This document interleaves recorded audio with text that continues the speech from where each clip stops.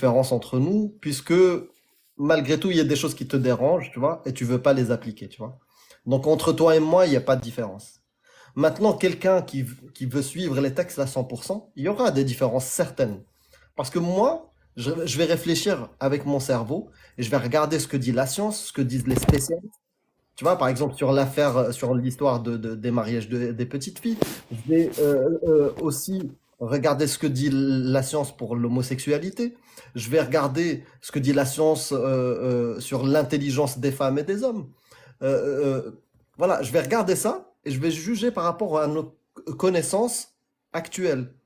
Voilà, j'aurai pas une autorité religieuse ou divine qui va me dire non, non, moi je te dis c'est ça, la vérité absolue. Moi, tu vois, c'est ça la différence entre moi et un religieux. Parce que moi, en fait, être athée, c'est juste que j'ai pas trouvé que les religions étaient convaincantes par leurs arguments et du coup, je crois pas. C'est juste une position, tu vois. Après, j'ai pas moi Cassius, si tu lui poses des questions sur je sais pas plein de sujets, bah, il y aura plein de différences entre nous, tu vois. Parce que Euh, regarde, Parce Amir, qu'on n'a pas un dogme. Un regarde, dogme qui regarde, doit nous réunir. regarde, je suis né à Paris, j'ai grandi à Paris, je suis allé vivre quand, veut dire, le FN disait si vous n'êtes pas content, rentrez dans votre pays. Du coup, moi, je l'ai appliqué à la lettre. À 21 ans, je suis rentré au bled. Effectivement, tu sais, j'ai vécu 5 ans là-bas. Et honnêtement, j'ai trouvé que les musulmans au bled étaient, on va dire, 1000 fois plus tolérants. On va dire, tu vois, plus Il n'y a pas ce radicalisme, en fait. Ce radicalisme, on le retrouve pas au bled du tout. C'est- c'est- C'est C'était seulement qu'en quand? France où on le voit en vrai. C'était quand? C'était quand et c'était où? C'était au Maroc entre 2006 et 2012.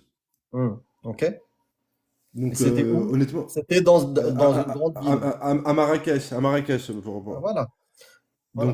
donc franchement, Après, j'ai pas Je, trouvé, j'ai je me trouvé que permets, vas-y. je me permets pour ta question qui était très intéressante, des avantages de l'athéisme. Il y a Clemzy, qui est un vulgarisateur scientifique, qui s'est proposé de te donner Ah, des super. arguments pour parler des avantages de l'athéisme. Si tu as un peu de temps, il est Oui, prêt c'est ça qui à... m'intéresse en Bah fait, parce que à parfait. chaque fois vous attaquez les religions, mais en fait, Hum. en réalité, il faut vendre ces avantages à soi en fait. Eh bah c'est parfait. Exactement. Alors, promis, ça va pas être très long. Dans l'absolu, pourquoi est-ce qu'ils précisent qu'ils attaquent bien la religion et pas les religieux? C'est parce qu'en fait, c'est le concept qui est mauvais, pas les gens qui l'appliquent. C'est pour ça qu'il n'y a pas lieu d'attaquer les religieux, il y a lieu d'attaquer la religion, la philosophie de ce qu'est la religiosité. L'avantage d'être athée, par exemple, c'est d'un monde où il y aurait beaucoup d'athées, ou une majorité d'athées, c'est que déjà ce serait une société qui serait profondément laïque, dans le sens où la neutralité viendrait du fait que les gens ne discuteraient même plus d'arguments absconses ou de choses imposées et qui n'ont aucun lien avec la raison, à savoir l'existence de faits qu'on accepterait comme acquis sans y avoir réfléchi. Donc ça, c'est la première promotion de la laïcité et de l'athéisme. C'est le fait que du coup, la laïcité serait de fait. Il n'y aurait plus de combat idéologique concernant la neutralité ou non de la croyance au sein de l'État. De plus, il y a un avantage quand tu es athée, c'est qu'il y a un accent sur l'universalisme des droits humains. Euh, Parce qu'à partir du moment où un pays va être principalement athée, encore, c'est pas une critique des religieux, hein, c'est une critique de la religion, du concept de religion, quelle qu'elle soit. Donc à partir du moment où tu as un pays où il y a en majorité des athées, les athées peuvent se concentrer sur des principes universels, comme, je sais pas moi, les droits humains, etc. Et ils ont pas, pourquoi? Parce qu'ils n'ont pas besoin de les lier à des préceptes religieux spécifiques. Donc du coup, ça amène une approche plus inclusive des politiques sociales et des droits. Donc les décisions, elles sont prises en fonction de leur impact sur les individus ou sur la masse des individus, indépendamment de leur foi ou de leur absence de foi. Donc ça permet une universalité, une approche plus universelle des droits humains. Ensuite, bien évidemment, à partir du moment où l'athéisme commence à être majoritaire, il y a une valorisation de la pensée critique et de l'esprit scientifique. Il y a une absence, si tu préfères, de l'obscurantisme. Donc c'est pour ça que l'athéisme encourage la pensée critique et l'approche scientifique pour comprendre le monde. pas des données, à nouveau, arbitraires, parce que même si elles viennent soi-disant de Dieu, elles en restent arbitraires, parce qu'elles ne sont pas passées par comment dire, comment dire, le concept profond de réfléchir sur la chose. C'est-à-dire, les choses sont telles qu'elles sont parce qu'elles sont écrites, mais pas parce qu'elles ont été réfléchies et ont été considérées comme suffisamment bonnes pour être appliquées. Donc, c'est la valorisation de la pensée critique et de l'esprit scientifique. Donc, ça contribue à une société, entre guillemets, où les décisions politiques et sociales, elles sont prises sur la base des faits, et les faits sont têtus, et sur la base des preuves et du raisonnement logique, plutôt que sur des dogmes ou des traditions que tu ne peux pas contester parce qu'elles sont sacrées. Et on ne conteste pas ce qui est sacré. Ontologiquement, on ne peut pas contester ce qui est sacré. Donc, ça t'empêche de pouvoir réfléchir sur les choses. J'ai presque terminé. Hein, Ensuite, évidemment, il y a la réduction des conflits basés sur la religion, parce que forcément, le communautarisme augmente, parce que les gens, quand ils n'ont pas les mêmes religions, bah, ils ont tendance à essayer à être au minimum prosélytes, au pire imposer complètement leur religion. Donc, tu enlèves les conflits basés sur la religion dans un pays majoritairement athée.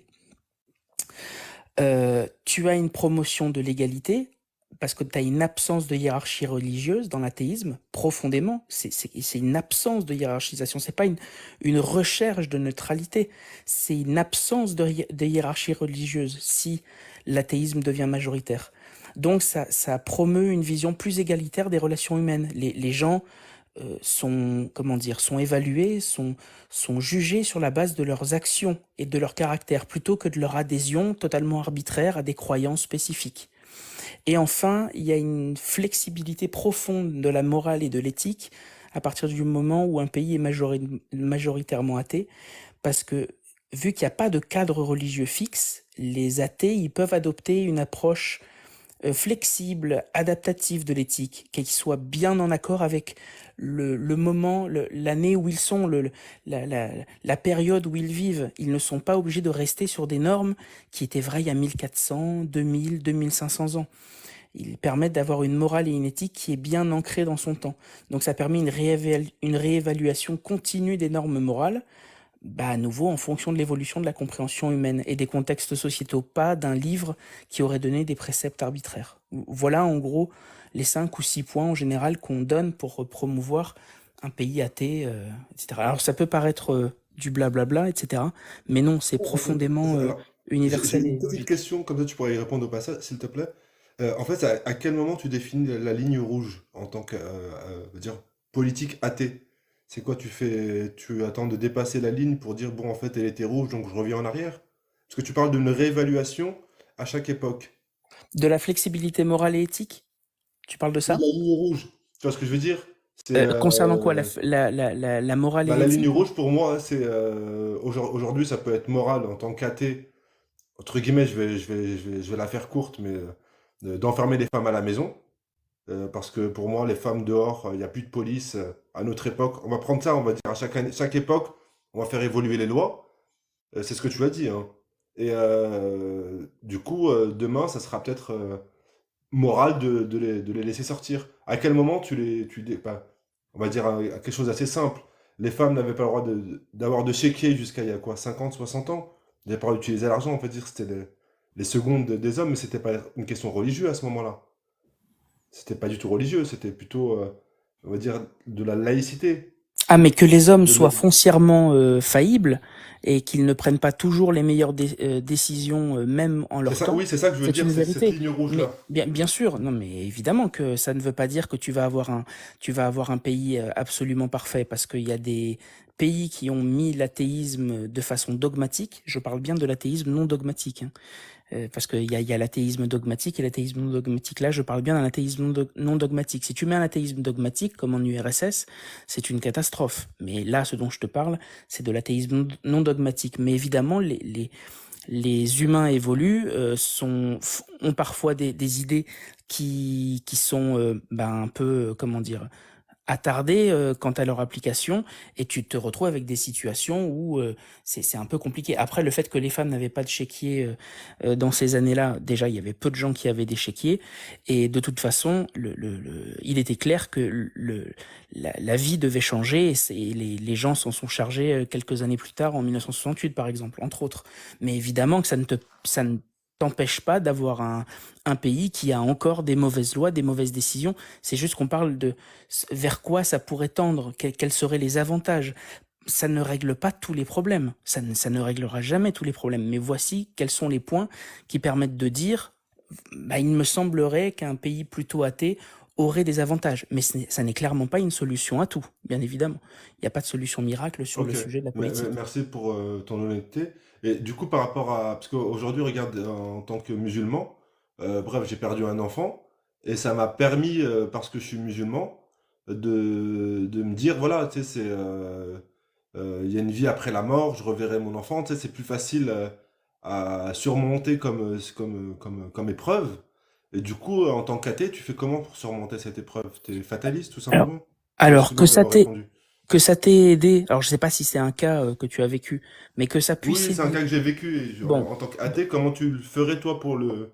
Qu'est-ce que tu bah, dirais en fait dans l'athéisme pour surmonter ce premièrement, genre d'épreuve? que ça t'ait aidé, c'est absolument formidable. Je veux dire, même si moi je suis pas pour les religions, je suis profondément athée non dogmatique, le fait que ça t'ait aidé, si au moins la religion t'a aidé à ça, c'est super. Donc encore une fois, on ne critique pas les religieux, mais le concept de la religion.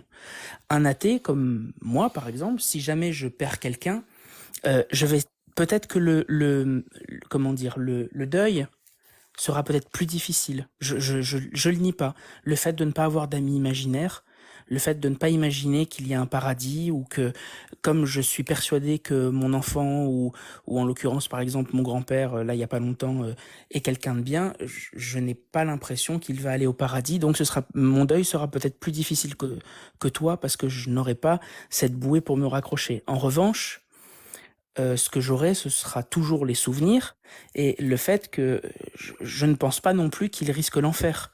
Je ne pense pas non plus que du coup il devient quelque chose d'éthéré et que peut-être qu'il me regarde quand je suis sous la douche, et etc., etc. Donc évidemment, tu as des avantages à la religion, entre autres le fait que bah il y a le paradis, mais il y a aussi des désavantages et voilà, c'est vrai que tu perds quelques petites choses quand tu n'es plus croyant, mais ce que tu gagnes c'est de la logique, de la cohérence dans la vue des choses et également une acceptation des choses uniquement parce qu'elles ont du sens, parce qu'elles sont logiques et que tu peux les tester et les retester. Pas avoir des enseignements complètement abscons qui n'ont pas d'autre raison d'être qu'on t'a dit que c'était comme ça. Comme le fait qu'il faut pas passer sous une échelle parce que ça porte malheur. Voilà, c'est le... Oui, Et là ça c'est de l'ordre du j'ajouterais, superstitieux. l'étranger, j'ajouterais sur... parce que moi j'ai connu les deux. J'étais musulman, aujourd'hui je suis athée. Euh, Sachant que maintenant, pour moi, il n'existe pas de paradis, ni un Dieu, ni une vie après où je vais revoir mes proches. Bah, les gens que j'aime, je perds pas d'occasion pour leur dire que je les aime. Parce que je sais que si demain ils meurent, je vais le regretter, tu vois. Je vais pas me dire, ah, je vais les croiser au paradis. Tu vois, en tout cas pour moi, peut-être que des gens qui sont croyants le font sans être athées, tu vois. Ils le font tous les jours. Mais moi, dans mon cas, ça a augmenté cette envie de leur montrer que je les aime tous les jours, plus qu'avant. Et de vivre l'instant présent, c'est une bonne remarque. Exactement. J'avais jamais pensé à ça. Ouais. Ok, non, mais c'est une Euh, très bonne et remarque. et ça, c'est un niveau personnel. En revanche, l'autre avantage de l'athéisme, c'est qu'on ne pourra jamais te reprocher d'être quelqu'un de bien pour souhaiter aller quelque part. C'est pour ça qu'il y a autant de gens qui disent que si jamais un jour le jugement dernier arrive, à la droite de Dieu se tiendra forcément un athée. Parce que pour les religions monothéistes abrahamiques, l'intention est primordiale. D'accord? Et il se trouve que si tu veux aller au paradis, il faut faire des choses bien. Le bien étant défini dans le texte. Il n'est pas bien parce que ça te semble bien, il est bien parce que c'est écrit dans le texte. Donc si quelqu'un se met à faire le bien juste pour aller au paradis, on pourra douter toujours de son action. Est-ce qu'il le fait de bonté de cœur ou est-ce qu'il le fait uniquement pour aller au paradis? Alors que vivre dans l'athéisme, on ne pourra jamais remettre en doute ta bonté de cœur parce que tu n'espères rien en retour. Tu ne crois pas en Dieu, tu ne crois pas au paradis, tu ne crois pas au Assénet, tu ne crois pas à tout ça. Au Donc, karma, ni rien. voilà, tu ne crois pas au karma, etc. Ce que tu as fait de façon gratuite et noble, tu l'as fait de façon gratuite et noble. Tu n'as jamais eu d'arrière-pensée. Voilà, il y a aussi un avantage sur ta vision de Alors, toi-même et de ta vision des autres. Clemzy, cet avantage, moi, pour le coup, là, je vais pas être d'accord avec toi. Moi, personnellement, en tant que musulman sunnite, je crois qu'on va tous en enfer.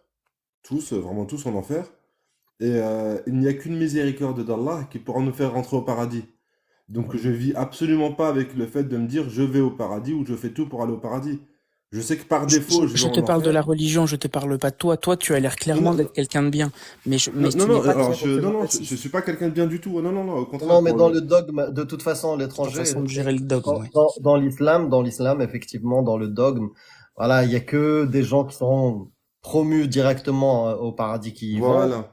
certaines conditions, mais l'amma, c'est-à-dire la population globale, oui, la majorité, ils vont passer d'abord par l'enfer, même s'ils ont été bons, et après, ils vont, voilà, normalement, si tout se passe bien, si Allah, voilà, l'accepte, bah, il passe au paradis. Mais ça ne veut pas dire que toi, imaginons, si tu fais du bien, que tu fais que des trucs bien comme ce que dit ton Dieu, tu as plus de probabilité de sortir plus vite de l'enfer que quelqu'un qui est kafir total, qui est mécréant et qui fait que des trucs interdits par Dieu. Alors, pour le coup, là, Amir, je crois que c'est les hypocrites, si je me trompe pas, qui eux ne sortiront pas en fait. Et du coup, c'est les gens qui ont cru et qui Aussi, ont après mécru. aussi, ouais, aussi. Donc, non, non, après, celui qui se dit musulman et qui fait ça pour aller au paradis, qui fait les bonnes actions pour aller au paradis, ça marche pas, hein. Ça marche un temps, mais quand t'es tout seul et que y a personne pour te regarder, t'as ton vrai toi, il ressort, hein. Ouais, Ça ouais. marche quand il y a des spectateurs, mais dès qu'il n'y a plus de spectateurs, tu redeviens le voleur ou le menteur que tu es. Hmm. Ceux-là, c'est Donc, pas c'est des pour ça vrais que... croyants, parce que le croyant, il sait que son Dieu, il le voit tout le temps. Voilà. Alors, du coup, là, t'es en train d'insinuer qu'il y a plus de musulmans qu'il y a un vrai croyant ou je Non, non, comprends non, c'est plus. pas ça. Non, non, parce qu'il faut pas se mentir, là. Il n'y Après, a je sais pas pas, un musulman aujourd'hui qui est... Enfin, moi, la je suis pas dans la piété... tête des musulmans, hein, tu vois, je sais pas. Mais globalement, ce que te dit Clemzy, c'est que on peut se poser la question, vu que dans un dogme religieux avec un Dieu, un paradis et je vais simplifier, hein, des points à gagner en faisant des actions, bah, tu te dis que les actions sont faites pour gagner des points et pas que, alors qu'un athée, il n'a pas ce concept-là. Tu vois, il n'a pas ce concept, voilà, faire Oui, du oui, bien ou un oui, truc oui, comme oui. ça Non, mais pour gagner des après, points. oui, mais normalement, quand tu vis ta religion, ton islam tranquille, tu penses même plus au point, en fait. Tu sais, tu fais ta Oui, vie oui, et, bien sûr. et après, il y a un dernier point sur lequel je voudrais revenir, Clemzy, que tu as identifié tout à l'heure. C'est que, vu comment tu as décrit l'athéisme, j'ai cru comprendre qu'elle n'était réservée à ceux qui avaient un minimum d'intelligence et de réflexion. Alors, je vais te dire pourquoi. Parce que, faut pas se mentir, il y a une grande partie de la population qui n'est pas vouée à réfléchir. Et ces gens-là, on en fait quoi, en fait? Alors, je sais pas pour les critiquer, hein, mais c'est un constat. Alors, il se trouve, attention, je suis désolé, les gens vont hurler. Il se trouve qu'il y a une méta-analyse qui a été faite sur la religiosité et le QI. Cassius, Alors, tu peux le censurer, vas-y. Non, je plaisante. voilà.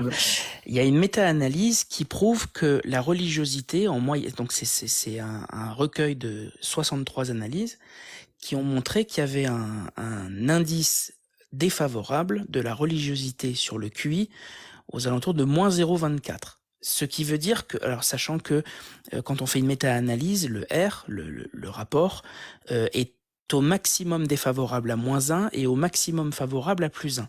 Moins 0,24, ça veut dire qu'il y a une corrélation, mais qu'elle n'est pas non plus terriblement négative. Elle est un petit peu négative. Pourquoi c'est important? C'est parce qu'il semblerait que la religiosité, pas la religion, la religiosité semble empêcher les gens en moyenne de réfléchir plus que ne pas avoir de religiosité. Ce qu'on comprend facilement, puisque la vie n'a pas vraiment besoin d'être comprise, vu qu'on t'a donné tout prémâché dans un livre saint, par exemple. Donc tu n'entraînes pas autant ton cerveau que quelqu'un, que par exemple Saint Matthieu, ou quelqu'un qui va dire « je ne crois que ce que je vois », ou que seuls les faits comptent, pas les histoires qu'on me raconte. Tout ça pour dire que c'est vrai, ta question a du sens, parce qu'effectivement, comme il y a beaucoup de religiosité en ce moment, une partie des gens qui ont des troubles cognitifs peuvent venir en partie, pas complètement, mais en partie du fait qu'ils sont religieux. Si à ces gens-là, tu enlèves la religion, il est possible que leur capacité cognitive augmente un petit peu et que le fait d'être responsable de leur propre vie et de ce qu'ils doivent faire dans la vie et ne plus accepter les choses uniquement parce qu'on leur a eh ben, peut-être que ça pourra déjà améliorer leur capacité cognitive. De plus, je suis d'accord avec toi, à partir du moment où tu t'adresses à quelqu'un qui a, on va dire, moins de 80 ou moins de 70 de QI, donc qui a des problèmes cognitifs, ça ne veut pas dire que c'est quelqu'un de pas intelligent, c'est quelqu'un qui a un petit peu de mal avec les concepts de logique et de séquiture. Bon, bah c'est vrai que c'est plus compliqué pour que cette personne, pour qu'on lui donne la responsabilité de sa vie, alors qu'on avait déchargé une partie de la responsabilité de sa vie auprès de la religion et de choses qui étaient déjà toutes prêtes. Seulement, le pari, c'est comme pour le vaccin. Le rapport bénéfice-risque, à mon avis, est bien meilleur si on offre la possibilité aux gens de réfléchir et de ne voir que les faits, de ne prendre en compte que les faits et la réalité. Et les faits, encore une fois, sont têtus. Ils s'en foutent de tes sentiments. Un fait reste un fait, peu importe ce que tu en penses. Donc, je pense que c'est un pari qui est très certainement favorable. Alors, Voilà. Clemzy, merci pour ta réponse. Alors, je vais juste te dire, c'est un peu perso, mais je le dis en rapido. En fait, je suis à la base, j'ai plutôt un cursus scientifique et je suis rentré dans un cursus philosophique. J'ai fait un doc de philosophie logique. Bref, j'ai été beaucoup dans la philosophie. Et la conclusion de ce que j'ai pu apprendre des enseignements que j'ai, c'est que tous les grands philosophes se sont soit se suicider, soit ont fini fou, par excès de réflexion. Donc, ma question, c'est de me dire, est-ce que c'est pas plutôt mettre en danger une population globale si tout le monde se mettait à devenir intelligent et à trop réfléchir? À nouveau, ce n'est pas le fait de trop réfléchir qui peut rendre fou, c'est l'absence de leitmotiv, l'absence d'un but dans la vie. Or, c'est pour ça qu'on a dit au début des années du XXe siècle que Dieu était mort. Pourquoi? Parce qu'on n'a plus besoin de Dieu pour avoir un but dans la vie.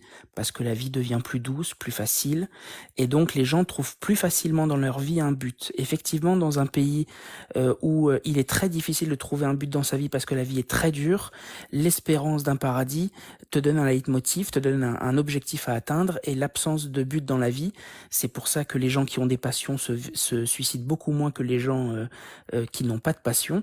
Le fait d'avoir un but dans la vie t'empêche un peu plus de vouloir mettre fin à tes jours. Donc, encore une fois, on serait au 7e siècle, t'aurais peut-être raison, dans un pays où il fait très chaud et où il y a très peu de choses à manger, etc. Peut-être. Mais de nos jours, ça n'est plus un problème parce que les gens peuvent trouver beaucoup de bonheur et beaucoup d'agréabilité dans la vie, et également facilement un but, par exemple, avoir des enfants ou amasser de l'argent ou ce que tu veux. Donc ça n'est plus un problème. Et ce n'est pas le fait de réfléchir beaucoup. Réfléchir beaucoup n'est jamais un problème. C'est le fait, par exemple, de ne pas avoir de but dans la vie et de pas comprendre quel est le but de sa propre vie. C'est différent. Alors, quand je te dis que les gens deviennent fous, c'est que quelle que soit ta ligne de réflexion, on va prendre n'importe quel type de réflexion, on va même, si tu veux sortir du religieux, c'est qu'à un moment, tu t'atteins des limites sur cette réflexion-là.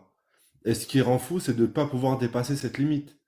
Donc là, aujourd'hui, on le voit avec mes frères musulmans qui sont devenus coranistes, et ils sont tous devenus Coran seuls, parce qu'effectivement, ils ont commencé à réfléchir. Ils ont commencé à ouvrir les livres, ils ont commencé à se dire ça c'est pas normal, ça c'est normal, à beaucoup réfléchir. Et aujourd'hui, on le voit très très clairement. 90% des corps en seul se pensent prophètes sans le dire ouvertement. Ce qui est pour moi un excès de folie. Tu vois ce que je veux dire? En fait, Je vois ce que tu veux dire, mais déjà, il y a très peu d'occurrences, d'itérations du fait que des philosophes seraient devenus fous à force de réfléchir. Ce serait comme dire que, je sais pas moi, Van Gogh est devenu fou à force de peindre. Tu ne peux pas savoir si c'est la peinture de Van Gogh ou Van Gogh lui-même qui est devenu fou. Donc du coup, je pense que tirer la conclusion du fait que des penseurs sont devenus fous à force de penser me paraît très très hasardeuse. C'est une affirmation, mais c'est clairement pas un fait scientifique, empirique ou une réalité. Mais je vois ce que tu veux dire. T'es pessimiste sur la chose, mais ta Alors, remarque sur Mais c'est déjà une preuve d'esprit critique hein, d'être Tout à fait. pessimiste là-dessus. Mais exactement. Mais tout à fait. enfin, Et alors, je vais redéfinir le mot folie. T'as complètement raison, et excuse-moi. C'est pour moi la folie, c'est quand tu vas plus faire la distinction entre ta conscience et ton inconscient. C'est-à-dire que tu vois des choses de manière consciente, mais que la poussée de ta réflexion t'a fait pénétrer dans un inconscient qui ne te permet plus à certains moments de faire la distinction entre les deux. Ah, la réponse sera la même. Ça sera quel est le nombre d'occurrences et est-ce qu'il y a vraiment des faits scientifiques, tu vois, sur lesquels on peut baser une conclusion? Ça sera la même réponse pour les deux définitions. Ok. c'est Mais, en fait, effectivement, tu mets un cadre un peu plus juste en ne parlant pas forcément de folie, mais de confondre le conscient et l'inconscient. Quelqu'un qui aurait l'impression, qui ne sait plus s'il vit ses rêves ou s'il est dans un rêve.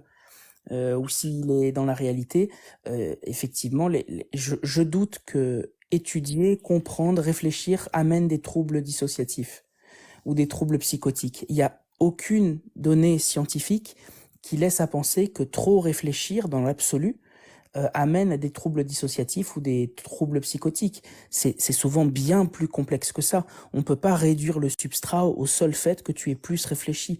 La réflexion n'est quasiment jamais mauvaise. Il peut toujours y avoir des itérations, bien sûr, mais une hirondelle fait pas le printemps et tu crées pas des concepts juste parce que il s'est trouvé qu'une personne a eu ce problème. C'est extrêmement rare. Le fait de rechercher la vérité de façon empirique en se basant sur les faits, le fait de réfléchir profondément sur soi-même et le monde, c'est extrêmement rare que ce soit maléfique ou que ça ait un effet nocebo. C'est très très rare. L'effet nocebo étant l'inverse de l'effet placebo. Et voilà, je doute. Ton pessimisme est justifié parce que tu doutes, et le doute est toujours très bon, surtout quand il commence par soi-même. Mais je pense que ce pessimisme-là n'a pas vraiment lieu d'être. J'ai l'impression, j'ai pas la réponse, en mais tout cas, Clemzy, reviens quand tu veux parce que j'adore entendre, écouter la science d'une manière poétique. Mais il sait qu'il est le bienvenu, Clemzy. Bah oui, C'est- une moi, c'est hirondelle, très une hirondelle Merci ne pour fait ta pas le réponse, printemps, Clemzy. je la garde. Une hirondelle ne fait pas le printemps, je la garde. Celle-là, j'adore. L'étranger, t'es le bienvenu aussi d'ailleurs. Ok. Ouais, Merci beaucoup pour pour Merci, mon temps de parole. merci pour l'échange, Amir, Cassius, Avec Clemzy. plaisir. avec plaisir, Je les vais frères. redescendre. Bon, salam Des à tous et bon bisous. courage. Bonne soirée Salam. à toi. Bonne Bonne soirée soirée à à vous. toi, l'étranger. Alors, on va rentrer dans une deuxième partie juste après. Clemzy, si tu auras un dernier mot à dire, sachant que juste comme il y a des restrictions sur le live, je vais relancer le live pour la deuxième partie, où là, je vais faire monter l'équipe de base. Quand on finit les soirées, à partir de minuit, maintenant, je vais faire comme ça. Pas, avant minuit, je ne Ah, fais pas les gens monter. avec lesquels je dois pas monter, c'est ça? Ah, ok, ben je vous quitte maintenant. Ouais, les amis. Donc, ouais, dégage. Oui, je dis juste une dernière petite chose avant de descendre. Encore une fois, la preuve qu'on ne critique pas enfin, je dis on parce que je le fais aussi de mon côté avec la squad, mais on ne critique pas les religieux, on critique bien les religions. La preuve, la personne qu'on vient de recevoir n'est clairement pas problématique. Il n'y a aucune raison de le rejeter par essence. Il est sympathique, il réfléchit. Il a dit un truc qui est très drôle, c'est qu'il a dit les sunnites, j'ai des amis sunnites qui ont fini par devenir coranistes. Je pense qu'il y aurait un truc à rechercher. Il semblerait qu'un sunnite qui monte chez Cassius devienne coraniste. On peut espérer qu'un coraniste qui monte chez Cassius devienne athée, et on peut espérer qu'un athée qui monte chez Cassius devienne scientifique. Mais bon, tout ça pour dire que, encore une fois, Oh, chez Clem, Tu me c'est cool. surestimes, tu surestimes mon potentiel, mais... Encore une fois, il est très dur de juger les gens. C'est toujours un exercice fallacieux et souvent savonneux, comme dirait l'autre. Mais la religion, en revanche, doit être critiquée. C'est vraiment important pour les gens et il n'y a pas de raison de se vexer de critiquer les religions. Et ce n'est pas parce qu'on critique une religion qu'on critique les religieux. Ça, c'est un sophisme. Exactement. Merci beaucoup, passez une bonne soirée. Merci à toi, Clemzy. Il y aura la rediff de ce passage-là. Ouais, je te suis, ouais. Super. C'était un plaisir de discuter avec toi.